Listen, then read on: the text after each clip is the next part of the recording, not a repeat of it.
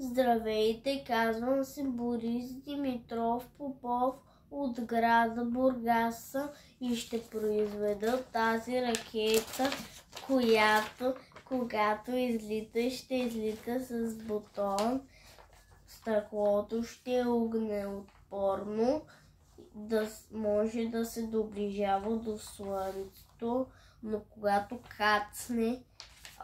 и всичко изгара и трябва да се почва наново, вътре няма да има човек и лесно се управлява, лека е, вътре може да се живее и е с батерия. Отзад има едно стъргало, което и то се задвижва с батерия и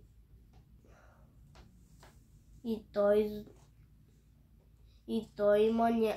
едни кабели, които го свързва към перки, а те държат вътре и понеже ракетата е много здрава и не може да я оставят до края и оттам излиза големия огън и излита.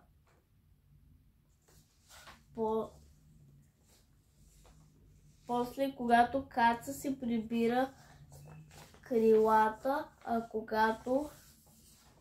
излита